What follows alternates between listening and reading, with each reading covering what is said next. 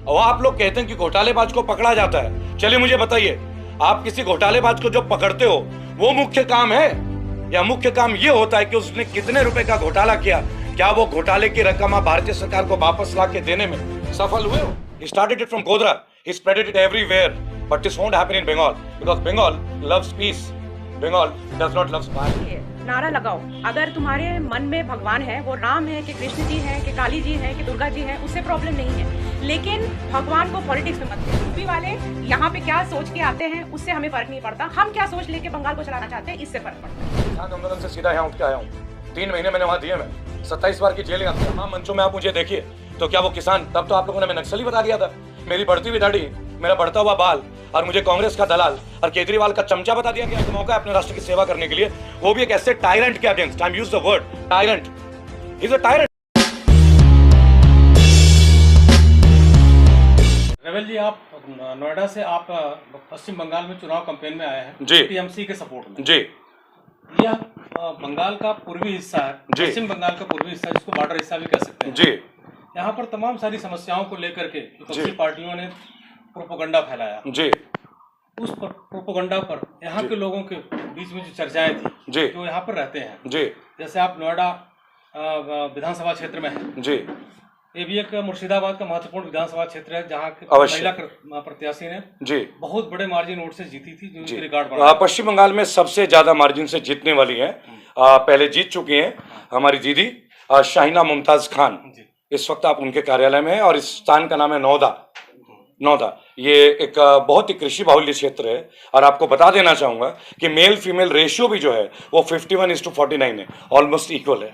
बंगाल के बारे में आपको समझना होगा कि जहां बोली जाती है इतनी सारी औरतों के ऊपर बातें, हमारी जो दीदी हैं, जो कैंडिडेट हैं, मौजूदा विधायक हैं, और पुनः उनको ममता जी ने अपना विश्वास दिया है, और वो लार्जेस्ट वोट से जीती थी एज अ वुमेन कैंडिडेट। जी। सबसे बड़ी समस्या यहाँ पर क्या लोगों को दिखाई पड़ रही, जो प्रचार प्रसार में विपक्षी पार्टियां करती रही हैं? जैसे टीएमसी के कैंडिडेट थे मुकुल राय जी, कद्दावर नेता माने जाते थे, जी, उनके ऊपर शारदा घोटाले का आरोप लगा, जी, फिर उन्होंने टीएमसी छोड़ करके बीजेपी ज्वाइन कर लिया। जी, जॉन, जी, इस तरह से जो कैंडिडेट, जी। जो प्रत्याशी जी। या जो पदाधिकारी जी। टीएमसी छोड़ करके बीजेपी में चले गए, जी, वहां जाकर के उनकी छवि साफ सुथरी हो गई, उनके सारे आरोप निरस्त कर दिए गए, खारिज कर दिए गए। जी, जी, टीएमसी में उनको रहने पर वो आरोपी दिखते थे, जी। वो दुनिया भर के घोटालेबाजी। जी। इस पर लोगों के बीच क्या प्रतिक्रिया है? देखिए, मैं एक बात बोलूंगा, आपके प्रश्न का उत्तर आपके सवाल में ही है कि जिनको एक्यूज माना जाता है, जिनको मुजरिम माना जाता है, बीजेपी उन्हीं लोगों को ले लेती है, और लेने के पश्चात बीजेपी उनको अपने दामन में ले आके और उन्हें बताती कि स्वच्छ।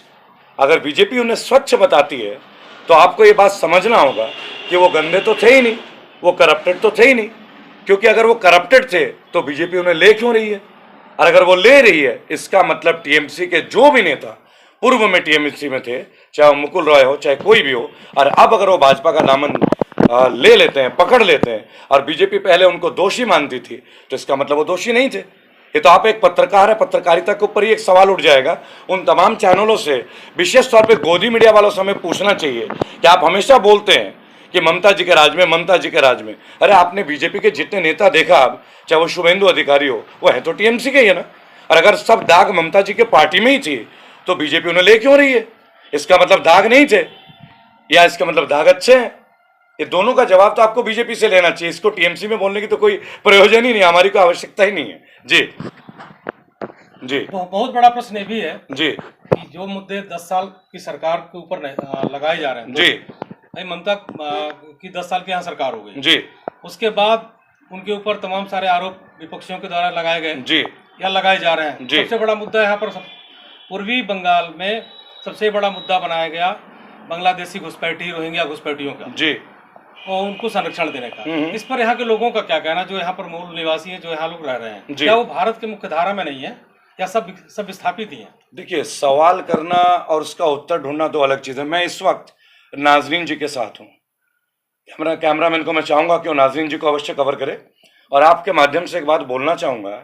नाजरीन जी, आपका स्वागत है इस मंच में। पहले तो आप इस पोलिंग पीरियड में, इलेक्शन के दौर में निरंतर अपनी माता जी के साथ और पूरे परिवार के साथ आप घूमते हैं, और अगर कैमरा दिखाया जाए उधर की तरफ तो ये देख लीजिएगा, एक साधारण से इलाके में इनका ये घर है जहाँ पे है, और ये सामने इनका ऑफिस भी है। It is office basically main road के बराबर में। ये शहर में तो नहीं रहते, यहीं रहते हैं। मैं नोएडा से हूँ, ये नौदा में रहते हैं। नोएडा से नौदा तक का जो मेरा सफ़र है वो अपने माँ माटी मानुष की धरती को बचाने के कवायद है। आपने बोला ये बॉर्डर एरिया है, अगर बॉर्डर एरिया में हम रहते हैं तो क्या हमारा गुनाह है? क्या हम अपना मानचित्र बदल लें? क्या हम अपना ज्योग्राफी बदल लें? हम इसे गुजरात तो नहीं बना सकते ना। अगर हम यहाँ पे लोकेटेड हैं, we can't change the location. क्या हम ज्योग्राफी बदल सकते हैं क्या दीदी? नहीं, बिल्कुल नहीं। और यहाँ पे रही बात है रोहिंग्या मुसलमानों की, बांग्लादेश कहाँ से निकला था? हमारे देश से ही निकला था ना। हमारे देश के प्रधानमंत्री ने निकाला था ना। कोई अचानक से आसमान पे टपक के तो बांग्लादेश आया नहीं था। आज हमारे पड़ोसी भी है। कोरोना की वैक्सीन यही मोदी सरकार बांग्लादेश को पहुंचा के आ रही है। पहुंचाई होगी, आपने देखा होगा। जी जी। विभिन्न बाढ़ में भी हम लोग दीदी देखते हैं कि केंद्र की सरकार देती है। जी। क्यों देते हैं भाई?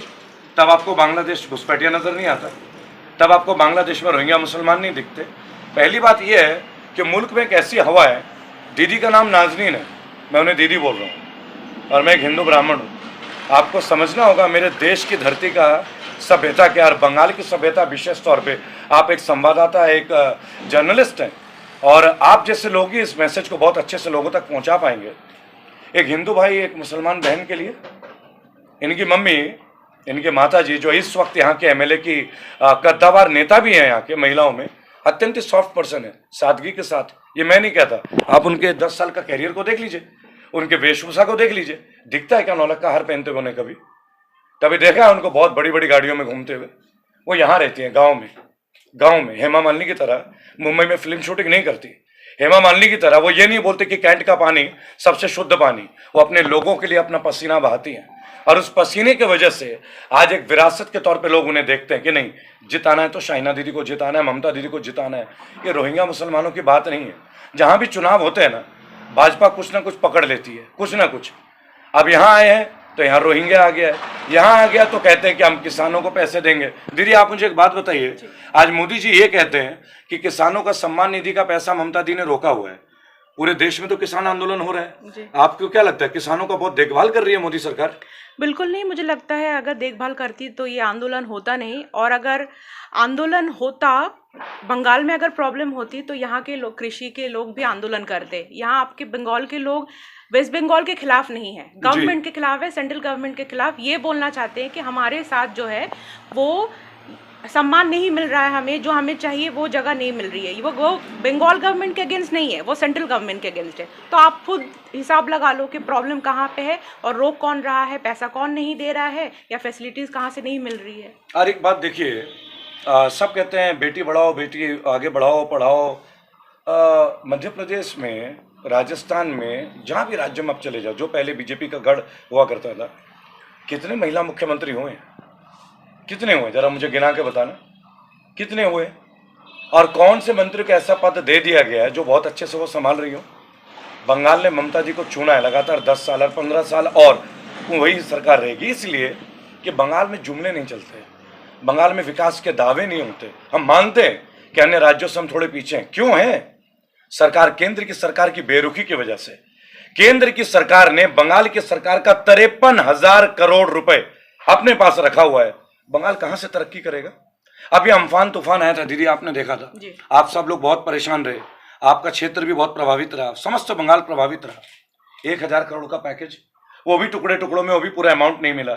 1,000 एक स्टेट के लिए 1,000 करोड़। यहाँ सचिन तेंदुलकर की संपत्ति 5,000 करोड़ से ऊपर चली जाती है। यहाँ शाहरुख खान का एक टी शर्ट नीलाम हो जाता है 5-5 करोड़ में। आप समझिएगा, उनका साइन किया हुआ बैट 20-20 करोड़ में बिक जाता है, और राज्यसभा पहुंच जाते हैं। एक ट्वीट आती है रिहाना का तो वो बीच में कूद पड़ते हैं। और हमारे देश के महान महान लोग, बंगाल के लोग जब सड़कों में दर्द में जीते हैं तब नजर नहीं आते। आपको कोरोना काल में बंगाल आना चाहिए था। कितने उदाहरण मिले आपको बंगाल में मजदूरों की मृत्यु का? उत्तर प्रदेश में तो राम राज्य साहब, 25 लोग मरे थे, गाड़ी में बैठ के खाना खा रहे थे, आपको याद होना चाहिए। कई उदाहरण, एक आदमी पुलिस की लाठियां खाई, लव जिहाद के मुकदमे सहे, टैक्सेशन, अगर लोगों ने विरोध किया, अरे वो माइनॉरिटी के नहीं, वो मुसलमान थे। मैं बागी हूं, मैं ओपनली बोलूंगा, वो मुसलमान थे, लेकिन वो भारतीय मुसलमान थे, भारतीय मुसलमान। आपको समझना होगा, वो गर्व से कहते हैं, जब वो नमाज पढ़ते हैं ना, जिनको दोषद्रोही बोल रहे थे कुछ लोग, यही बीजेपी के लोग, जब वो नमाज पढ़ते हैं दिन में 5 बार, आप शायद नमाज की प्रतिक्रिया उसकी रीति को नहीं जानते होंगे। वो 5 बार अपने माथे को इसी जमीन में टेक कर चूमते हैं। तो ये मिट्टी कहां की है? चाइना की है ये मिट्टी? पाकिस्तान की है ये मिट्टी या भारत की है? तो जिस देश का एक मुसलमान नागरिक दिन में 5 बार नमाज पढ़ते हुए इसी वतन की मिट्टी को चूमता हो, वो देशद्रोही है। वो जुमले सुनेंगे। कोरोना काल में ममता जी ने क्या नहीं किया, कितनों को बेघर होने दिया, खुद चली गली गली जाके लोगों की मदद की, सहायता की। आप यूपी की स्थिति देखिए, किस तरह लोगों में डंडे बरसाए गए। जिन्होंने योगी आदित्यनाथ का विरोध किया, उन्होंने पोस्टर, उनके नाम के पोस्टर लग गए। वो तो माननीय उच्च न्यायालय जो है प्रयागराज में, उनके आदेश से पोस्टर हटाए गए। तो हमारी देश की एक बहुत बड़ी बचाव का तरीका है कि माननीय न्यायपालिका जो है, सुप्रीम कोर्ट और हाई कोर्ट, अगर ये नहीं होते तो ना जाने हमारा क्या होता। आपको पता होगा उत्तर प्रदेश में योगी आदित्यनाथ जी की सरकार ने एक रूल पास कर दिया था, एसएसबी, बिना किसी जुर्म के किसी को भी आप घर से उठा सकते हो और 7 दिन तक रख सकते हो हिरासत में। अरे भाई, यानी न्यायपालिका कुछ भी नहीं है बगैर जुर्म के। तो इसका मतलब है हमारा सर्टिफिकेट अब पुलिस तय करेगी, हमारा कैरेक्टर सर्टिफिकेट, हमारा चरित्र प्रमाण। यहाँ रोहिंग्या का मुद्दा नहीं है, यहाँ बांग्लादेशी का मुद्दा नहीं है। वही मोदी जी थे जो ममता दी को दीदी बोलती थी और अपना राइट हैंड मानती थी, लेकिन अब उन्हें लगने लगा है कि ममता दी भी प्रधानमंत्री बन सकती है। ये उनका एक छोटी सी सोच है, समस्या है। और सोच के कोई अंत नहीं है, गलतफहमी का कोई अंत नहीं है। उन्हें भय लगने लगा है कि भारत में अगर कोई सब्स्टिट्यूट है उनका तो वो ममता दी है। और मैं गर्व से एक बात बोलूंगा आज आपको, निकट भविष्य में आप देखिएगा संपूर्ण विपक्ष एक होगा, संपूर्ण विपक्ष इस धरती के हर हिंदू मुसलमान सिख ईसाई इकट्ठा होगा। ना सिर्फ वो बंगाल का चुनाव लड़ रहे हैं, 2024 में प्रधानमंत्री के पद के वो सबसे बड़े दावेदार हैं और वो बनेंगे प्रधानमंत्री। नहीं, अभी सबसे बड़ा मुद्दा उत्तर प्रदेश के मुख्यमंत्री आए थे, उन्होंने कहा कि हम आ जाएंगे सरकार में जी, महिला सुरक्षा में और लोगों की हंसा देते हैं आप हमें। तो ये सब चीजें जो आकर के कही जा रही हैं, क्या महिला मुख्यमंत्री महिला की सुरक्षा नहीं कर पा रही है? देखिए, मैं तो एक बात बोलूंगा, दीदी यहीं पे है, बहन बेटी है, ठीक है ना, पढ़ती हैं बाहर, आराम से जाती हैं, स्कूटी भी चलाती हैं। दीदी इनको बताइए, बंगाल में रेप्स के और एसिड विक्टिम्स के केसेस होते हैं क्या? देखिए, अगर मैं बोलूँ 0 केसेस है तो ये बोलना गलत होगा। ऑब्वियसली हर जगह क्राइम है, तो कोई भी स्टेट मुझे लगता है क्राइम फ्री तो नहीं है। जिस दिन हो जाएगा मुझे लगता है उस दिन तो ये हेवन हो जाएगा, ठीक है। और मैं चाहती हूँ कि सारे राज्य, सारे जो हमारे देश है इंडिया, वो क्राइम फ्री इंडिया हो, लेकिन अभी वो है नहीं। लेकिन मैं ये भी बोलना चाहूँगी आपसे कि दिल्ली में या यूपी में कोई लड़की रात को निकलने से पहले मुझे लगता है 1000 बार सोचती है, और सोचने के बाद ये डिसाइड करती है कि नहीं, मैं ये काम सुबह कर लूँगी। लेकिन मैं बीइंग अ गर्ल, एक लड़की होकर मैं ये बोल रही हूँ कि मैं रात को 12 बजे अपना काम फिनिश करके ऑफिस से बिना ये सोचे कि मैं उबर लूँ या मैं वॉक करके चलूँ या फिर मैं स्कूटी चलाऊँ, मैं अपने ऑफिस से निकल के घर तक आराम से निश्चिंत होकर निकल सकती हूँ और घर पहुँच सकती हूँ। मुझे इसका टेंशन नहीं होता कि मुझे रास्ते में कुछ हो जाएगा या मेरे को प्रॉब्लम हो जाएगी या मेरे साथ कुछ घटना हो जाएगी। एक्सीडेंट हो वो अलग बात है, लेकिन मुझे अनसेफ फील नहीं होता रास्ते पे, वो रात को 10 बजे हो, रात को 12 बजे हो। मैं खुद बोल रही हूँ, ऑब्वियसली यंग लड़की हूँ, बाहर जाती हूँ, दोस्तों से मिलती हूँ, पार्टियाँ भी करती हूँ और इन्विटेशन भी ऑब्वियसली अटेंड करती हूँ। जब शादियों में जाते हैं तो रात को 2 बजे भी वापस आती हूँ, ठीक है। तो रात को 2 बजे भी मुझे निश्चिंत ही फील होता है। वैसे भी बंगाल के लोग खाने में बहुत शौकीन हैं और मुझे देख के समझ में आ रहा है आपको। तो पॉइंट ये है कि मुझे अनसेफ फील नहीं होता, और ये सिर्फ मेरे राज्य के लिए नहीं है, मुझे लगता है सारे राज्यों को ऐसे ही फील करना चाहिए। कोई इंसान रात को 8 बजे निकल रहा है या सुबह 10 बजे या रात को 12 बजे, ये क्यों सोच के निकलेगा कि भाई मेरे साथ कुछ हो जाएगा गलत? ये सोच क्यों आएगी? मुझे सेफ फील करवाना सिर्फ मेरी रिस्पॉन्सिबिलिटी या मेरे घर वालों की रिस्पॉन्सिबिलिटी नहीं है, ये राज्य की रिस्पॉन्सिबिलिटी है। मेरे जो मंत्रियां हैं, जो एमएलए हैं, जो मिनिस्टर हैं, सीएम है, प्राइम मिनिस्टर है, ये उनकी रिस्पॉन्सिबिलिटी है, राइट। अगर वो रिस्पॉन्सिबल नहीं है तो कहीं ना कहीं शायद मैं भी गलत हूँ, क्योंकि मैंने उनको वोट दे के जिताया है।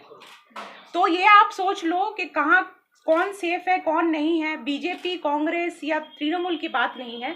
अब राज्य में जाके लोगों से बात कर लो, दिल्ली के लोगों से बात कर लो, यूपी के लोगों से बात कर लो और बंगाल के लोगों से बात कर लो, लड़कियों से बात कर लो, से बच्चियां हों या बड़ी लड़कियां हों या औरतें हों। मुझे लगता है बाहर कोई सेफ नहीं है, लेकिन यहाँ बच्ची हो या यंग लड़की हो या बुढ़ी हो, वो किसी भी टाइम घर से बाहर जा सकती है, आ भी सकती है। मैम आपको लगता है अगर दोबारा टीएमसी आती है तो कहीं ना कहीं बंगाल जो है वो ऐसा एग्जांपल सेट होगा और राज्यों के लिए महिला सुरक्षा के मामले में? बिल्कुल, मुझे लगता है कि ऑब्वियसली ये एक एग्जाम्पल होना चाहिए और लोगों को ये सीख मिलनी चाहिए कि भाई अगर औरत एक फीमेल अगर चीफ मिनिस्टर है तो उसके लिए सबसे प्राइम और इम्पॉर्टेंट चीज़ हो जाती है विमेन सेफ्टी, ठीक है, क्योंकि अगर औरत सेफ नहीं होगी तो खुद सीएम भी एग्जाम्पल नहीं दे पाएगी। And being a CM who is a female herself, वो खुद सोचती है, खुद देखती है हमारे सेफ्टी के बारे में, तो ऑब्वियसली एग्जाम्पल सेट होगा, लोगों को भी पता चलेगा कि एक फीमेल सीएम होना या प्राइम मिनिस्टर होना हम औरतों के लिए कितना इम्पोर्टेंट है, क्योंकि वो सिर्फ अपने बारे में नहीं है, पार्टी के बारे में नहीं, सब लोगों के बारे में और औरतों के बारे में सबसे पहले सोचती है। जी बहुत जी, आप कुछ पूछ रहे हैं? सवाल हो रहा है कि जैसे यूपी का जो क्राइम रेट है वुमेन अगेंस्ट वुमेन जी, वो बहुत ज्यादा है जी, और वहाँ के सीएम जो है वो योगी आदित्यनाथ जी हैं जी। अब अपने स्टेट में इतने सारे क्राइम्स होने के बावजूद भी वो बंगाल में आकर के यहाँ चुनाव प्रचार के लिए वो ये बोल रहे हैं कि हम बंगाल की जो महिलाएं हैं उनको सुरक्षित करेंगे, तो उनके इस बयान को आप किस तरीके से देखते हैं? मैं एक ही चीज बोलना चाहूंगी, मैंने बचपन में सीखा था, मेरी मम्मी ने बोला था, जब आप उंगली उठाते हो ना किसी की तरफ, जब आप ऐसे उंगली उठाते हो तो 4 उंगलियां आपके खुद की तरफ होती है, आप एक उंगली उठाते हो 4 उंगलियां खुद की तरफ होती है। तो बात वही है, जो भी सीएम यूपी के हैं और बाहर के लोगों जगह से हैं जो ये आके उंगली उठाते हैं कि बंगाल के औरतें सेफ नहीं हैं, मुझे लगता है पहले खुद अपने घर पे देखो, खुद एरिया देखो, खुद सेफ करो। अगर आपका जो जिला है, आपका जो एरिया है, आपका जो राज्य है, अगर वो सेफ है तो फिर आओ हमें। आप लोग जब ये सवाल पूछते हैं बंगाल में आके कि योगी आदित्यनाथ जी आते हैं, क्या आप नहीं जानते कि योगी आदित्यनाथ के ऊपर कितने मुकदमे दर्ज हैं? क्या आप लोग अपने पत्रकारिता पे एक स्तंभ नहीं गाड़ सकते? क्या आप लोगों ने कभी उनसे प्रश्न पूछा है कि आप एक मुख्यमंत्री बन चुके हैं और आपके ऊपर कितने केसेस हैं और कितने संगीन धाराओं में मुकदमा दर्ज है, गोरखपुर से लेकर उत्तर प्रदेश के कोने कोने में? ये सवाल कौन करेगा? क्या सारे सवाल उन प्रत्याशियों के परिवार से पूछा जाएगा जिनका परिवार बेदाग है? क्या सारे सवाल उन पार्टियों के लोगों से पूछा जाएगा जिनकी निष्ठा के ऊपर जबरदस्ती के साथ और प्रश्न पूछे जाएंगे, जो निरंतर 24 घंटा काम करते हैं, सादगी में रहते हैं? ये सारे सवाल आप लोगों के उनके लिए बचे रहते हैं। आप लोगों को अपनी मानसिकता को कभी ये नहीं लगता कि उनके ऊपर सवाल किया जाए जो मुजरिमों को लेकर चलते। क्या उन्नाव दुर्घटना बंगाल में थी? क्या हाथरस की दुर्घटना बंगाल में हुई थी? और अभी पुनः हाथरस में एक और दुर्घटना घटी है कि एक लड़की के सामने उसके पिता को 10 गोलियां मारी गई दिन दहाड़े, और 1 साल पहले छेड़खानी का मुकदमा दर्ज हुआ था। एक से एक पत्रकार की हत्या होती है। आप स्वयं एक पत्रकार हैं, आप बताइए मुझे कौन सा राज्य है जहां सबसे ज्यादा पत्रकारों की हत्या हुई है?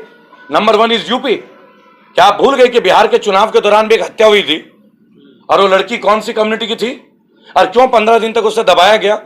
जब आप कम्युनिटी की, रोहिंग्या मुसलमानों की, बांग्लादेशियों की बात करते हैं ना, मुझे बड़ा दुख होता है कि हम एक दूसरे पड़ोसी देश के बारे में बात कर रहे हैं, लेकिन कदाचित हम अपने देश की जो समस्या है उनके ऊपर चर्चा नहीं करते। क्या आप मुझे इस बात का जवाब देंगे कि मोदी सरकार अब की बार क्यों आना चाहिए? और आप लोग कहते हैं कि घोटालेबाज को पकड़ा जाता है। चलिए मुझे बताइए, आप किसी घोटालेबाज को जो पकड़ते हो वो मुख्य काम है, या मुख्य काम ये होता है कि उसने कितने रुपए का घोटाला किया? क्या वो घोटाले की रकम आप भारतीय सरकार को वापस ला के देने में सफल हुए हो? बता दो कितने 1000 करोड़ आज तक आप वापस लेकर आए हो? ये सवाल कौन करेगा? क्या आप बोलते हो कि वाड्रा जी चोर हैं? आप बोलते हो कि 1.5 लाख करोड़ का घोटाला था, 2G 3G 4G। जीजा जी, किसने बताया हमें ये घोटाले हुए हैं? इस केंद्र की सरकार ने। और अगर सच में इतने घोटाले हुए हैं, वो आजादी की सांस क्यों ले रहे हैं? क्या केंद्र की सरकार के पास ममता सरकार के परिवार को अटैक करने के लिए सीबीआई है, एनआईए है? क्या इन लोगों के लिए नहीं है? बता दीजिए जरा, पिछले 6 साल में कितने बड़े बड़े राजनीतिकों को इन्होंने जेल में डाला है? बताइए तो सही। और चलिए अब मैं एक बात और आपसे पूछता हूं आज आपके मन से। अजय चौटाला जेल में थे हरियाणा में शिक्षा भर्ती घोटाला में, उनके पिता चौधरी ओम प्रकाश चौटाला अभी भी जेल में। तो दिग्विजय सिंह दुष्यंत चौटाला के साथ मिलकर भाजपा ने सरकार क्यों बनाई हरियाणा में? क्यों बनाई दुष्यंत चौटाला के साथ मिलकर सरकार? ये मोदी है तो मुमकिन है ना।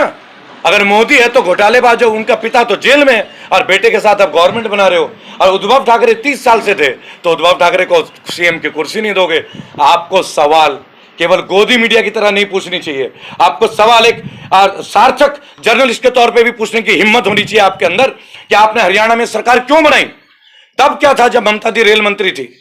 दीदी हमारी दीदी है, दीदी हमारी दीदी है, अब बंगाल में कमल क्यों खिलाना है? दीदी तो तुम्हारी दीदी थी। मुझे एक बात बताइए, जीवन में रिश्ते बार बार बनाए जाते हैं क्या? ये हिंदुत्व है? आपने जिसको बहन माना, क्या वो जीवन भर आपका बहन नहीं है? जिस तरह उन्होंने अपनी पत्नी को छोड़ दिया, इसी तरह बहन और दीदी के रिश्ते को भी छोड़ दिया।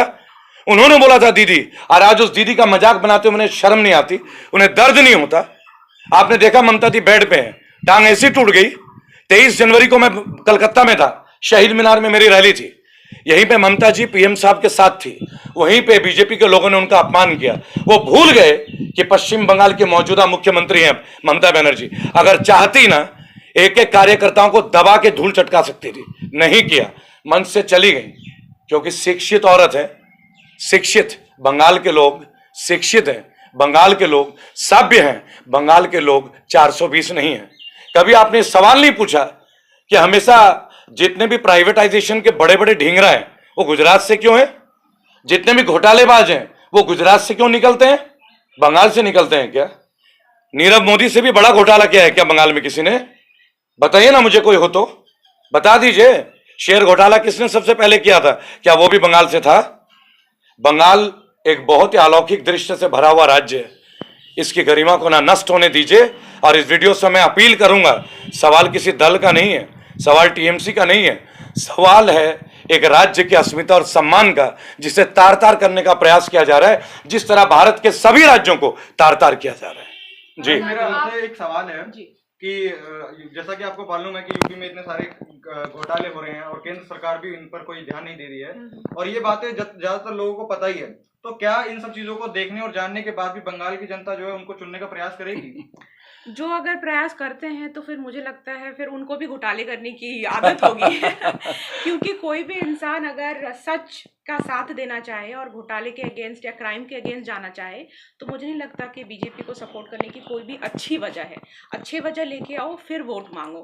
तो कोई अच्छी रीजन हो तो ना इंसान जाके सपोर्ट करे। और जो लोग सपोर्ट करते हैं, मुझे भी उनसे एक ही सवाल है मेरा कि क्या सोच के, क्या बूझ के वो लोग उनका वोट जो है, जो इतना कीमती है, क्योंकि एक वोट देने का मतलब है कि हम लोग अपने मिनिस्टर को, अपने जो क्षेत्र के जो लीडर हैं उनको चूज करते हैं, तो किस बेसिस पे वो लोग बीजेपी को सपोर्ट करना चाहते हैं? क्योंकि मुझे नहीं लगता कि बीजेपी के पास कोई भी पॉजिटिव एस्पेक्ट है या कोई भी जगह है उनको बंगाल में आने का। उनके आपस की लड़ाई तो खत्म नहीं हो रही है बंगाल में। तो सर, आप उनकी हर नीति का विरोध करते हैं जिस प्रकार से, तो आप मोदी विरोधी हैं या भाजपा के ही से ही आपकी पूरी लड़ाई चल रही है? देखिए, मुझे एक बात आपके प्रश्न में बड़ा अजीब बात लगता है। आप मुझसे पूछती हैं कि मैं मोदी विरोधी हूँ या भाजपा विरोधी हूँ। ये दोनों अलग हैं क्या? मोदी और भाजपा अलग हैं क्या? आज फैसले भाजपा करती है, मोदी जी करते हैं। वो तो खुद कह रहे हैं मोदी है तो मुमकिन है।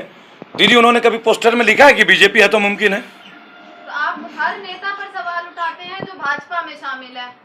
यह आपकी एक छोटी सी गलतफहमी है। मैं आपको बताना चाहूँगा, मैं स्वयं मोदी जी का भक्त रहा हूँ, तो मेरी पीड़ा को समझने के लिए ना आपको मेरे लेवल में आना पड़ेगा। मैं एक शिक्षित व्यक्ति, पोस्ट ग्रेजुएट गोल्ड मेडलिस्ट, मैंने भी उनका समर्थन किया था 2014 में, और मैं अपने हिस्से के पाप का प्रायश्चित कर रहा हूँ कि मुझसे गलती हुई और मेरे एक वोट ने भी शायद उनको प्रधानमंत्री बनाने में कमी नहीं छोड़ी होगी, और जो मेरे एक वोट से गलती हुई उसका दुष्परिणाम मैं झेल रहा हूँ। और मैं नहीं चाहता कि मेरी आने वाली पीढ़ी गुलाम बने, मेरी आने वाली पीढ़ी प्राइवेटाइजेशन के शिकार हो, और मेरी आने वाली पीढ़ी ना तो शिक्षा के स्तर पे, ना साक्षरता के स्तर पे, ना चिकित्सा के स्तर पे सफर करे। तो ये शिक्षा और स्वास्थ्य के मुद्दे हमेशा चुनाव के समय पर क्यों उठाए जाते हैं? आपकी गलतफहमी है। मैं तो किसान आंदोलन से सीधा यहाँ उठ के आया हूँ। 3 महीने मैंने वहाँ दिए। मैम 27 बार की जेल यात्रा है। तमाम मंचों में आप मुझे देखिए, तो क्या वो किसान, तब तो आप लोगों ने मैं नक्सली बता दिया था। मेरी बढ़ती हुई दाढ़ी, मेरा बढ़ता हुआ बाल, और मुझे कांग्रेस का दलाल और केजरीवाल का चमचा बता दिया गया था। अब आप ये डिसाइड कर लीजिए कि मैं हूं क्या एग्जैक्टली, क्योंकि मुझे आपको साबित करने के लिए कुछ नहीं है। मैं तो इस राष्ट्र के लिए कुछ करना चाहता हूं अपने मृत्यु के पहले। एक मौका है अपने राष्ट्र की सेवा करने के लिए, वो भी एक ऐसे टायरेंट के against. I am use the word tyrant. He is a tyrant. He started it from Godhra. He spreaded it everywhere. But this won't happen in Bengal because Bengal loves peace. Bengal does not love violence. Sir, एक सवाल और है कि जी, जो आपको अब से पहले हमने और पूरे भारत के लोग देखते आ रहे हैं जी, कि आप यूपी से जो है केंद्र सरकार का विरोध किया करते थे जी, और लेकिन अब जो है आप बंगाल में आकर के उन सब चीजों का विरोध कर रहे हैं, उन लोगों को जागरूक करने का प्रयास कर रहे हैं। तो ऐसी क्या जरूरत आन पड़ी कि आपको खुद बंगाल चल करके आना पड़ा? ये काम आप यूपी से भी तो लाइव पे या वीडियोस के माध्यम से कर सकते थे। आपने अच्छा सवाल पूछा। कोई और राज्य की बात होती तो मैं यूपी से, नोएडा में मैं रहता हूँ, गौतम बुद्ध नगर में, और लाइव में वहीं से होता हूँ, क्योंकि मैं तो राम राज्य में रहता हूँ ना, तो मुझे तो लंका की भी बातें बतानी है, सबको बताना है, बाली सुग्रीव कैसे हुआ था, शूर्पणखा, सारी बातें बतानी होगी मुझे, है ना।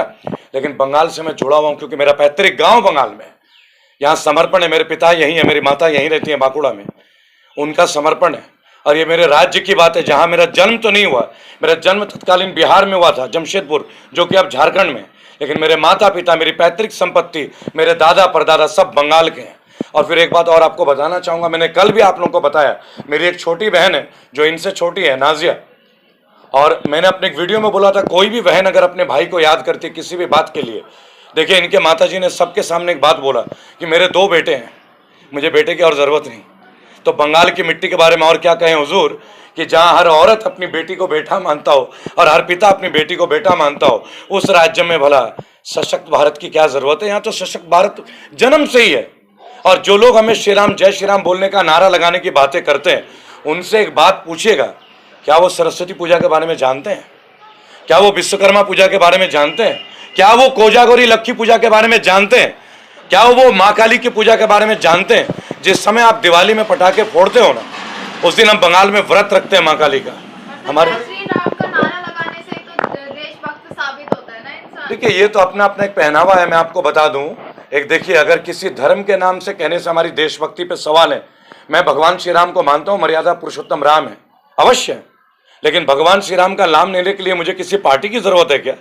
क्या मैं हिंदू बीजेपी की वजह से बना हूं, या जब से हिंदू बने तब से बीजेपी का जन्म हुआ है? तो आपको एक सवाल पूछ लेते हैं, when was BJP founded, what was the date of their foundation? Google कीजिएगा, आपको जवाब मिल जाएगा। क्या हमारा धर्म बीजेपी के आने के बाद स्थापित हुआ है? देखिए, 2 भाई बहनों में, ये मेरी छोटी बहन है, हम भाई बहनों में धर्म रहेगा क्या? आपके और मेरे बीच धर्म आएगा क्या? मेरा राष्ट्र जो है ना, एक गुलदस्ता है, विभिन्न तरह के फूल इसमें हैं। इस फूल को इसी तरह बाहर में रहने दीजिए, इन फूलों को गुलदस्ते से बाहर मत कीजिए, क्योंकि 2014 से जब से ये व्यक्ति आए हैं ना, इन्होंने सिवाय तोड़ा है, बेचा है, इन्होंने बनाया कुछ नहीं। बाकी की बातें फिर कभी किसी सेशन में करेंगे। एक प्रश्न और बता दीजिए। जी बोलिए दीदी, थोड़ा इधर आ जी, फ्रेम में आ जाएंगे जी। एक प्रश्न और है मेरे तरफ से। जी जी बोलिए। ये कहा जाता है कि ईस्ट इंडिया कंपनी जी। जब हिंदुस्तान में आई थी तो बंगाल के रास्ते, मैं माफी चाहूंगा, हिंदुस्तान नहीं, भारत। भारत यहाँ गोदी मीडिया वाली बात नहीं चलेगी, आप बोलोगे हिंदुस्तान। जी, भारत में जब आई थी तो बंगाल के रास्ते आई थी, पूरे देश में उन्होंने कब्जा किया था। जी, जैसे आज चर्चा की जा रही है अडानी अंबानी जी, जो पूरे देश की संस्थाओं को, सरकारी संस्थाओं को जी खरीद रहे हैं और खरीद करके उस पर अपना अधिकार जमा रहे हैं और उसको अपने कब्जे में ले रहे हैं, इस तरह कह सकते हैं। जी, तो गुजरात के रास्ते से आते हैं। जी, तो अब विपरीत दिशा में जो यहाँ पूरे संसाधनों को, सरकारी तंत्र को कब्जा करने की कोशिश की जा रही है, या लोगों के बीच में चर्चा है, जी, हो रहा है ऐसा, लोगों को समझ देखिए, मैं सीधी बात आपको बोलूंगा, पॉइंट टू द पॉइंट बात करेंगे हम। 2 गुजराती सरकार में, 2 गुजराती व्यापार में, और दोनों गुजराती एक गुजराती के अधिकार में, संसद में। आप समझ रहे हैं ना?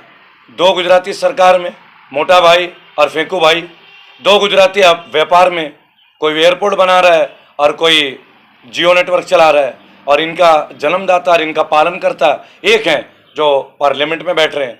तो जवाब तो यही मिल गया ना। लेकिन ये बंगाल है, ये बंगाल है, बंगाल के नक्शे में चलेगा। या हमारे भाई बहन के पश्चिमता में, प्रेम में कोई नेतागिरी बीच में आके नहीं कर सकता। ये मुल्क बंगाल से बहुत कुछ सीखता है। रही बात ईस्ट इंडिया कंपनी की, वो दौर अलग था, मैं मानता हूँ बहुत सारी गलतियाँ हमारे पूर्वजों ने भी की है। नहीं तो क्या मुगल हम पे राज करते, नहीं तो क्या तुर्क हम पे राज करते, नहीं तो क्या ईस्ट इंडिया कंपनी हम पे राज करते। ये हमारी आंतरिक कमजोरियां थी, आंतरिक। वक्त है जब हम अपने देश के जितने भी जाति के लोग हैं ना, उन्हें कॉमन प्लेटफॉर्म पे ले आए। अगर हम मेजॉरिटी में, तो हमें माइनॉरिटी को गले लगा के बैठाना पड़ेगा, उन्हें यकीन दिलाना पड़ेगा कि मुल्क उनका भी उतना ही है जितना कि हमारा है। आपसी सौहार्द बढ़ाना पड़ेगा। और ममता बनर्जी आपसी सौहार्द की एक मिसाल है। IPS संजीव भट्ट आज जेल में है, चाहते तो कब के जेल के बाहर आ जाते माफी मांग के, लेकिन मोदी जी के खिलाफ गवाही देने के लिए है ना जेल में। क्या वो हिंदू ब्राह्मण नहीं है? क्या वो किसी मुसलमान के खिलाफ लड़ रहे हैं? ना जाने कितने दंगे रोके उन्होंने। जिस जेल में उनको रखा गया था ना 1 महीने, उन्होंने वहां स्ट्राइक कर ली थी, भूख हड़ताल, और कैदी सुधर गए थे। देखिए मेरे भाई, आप पत्रकार हैं, हमारे बीच कोई रिलीजन की दीवार नहीं है, कोई भी दीवार नहीं है।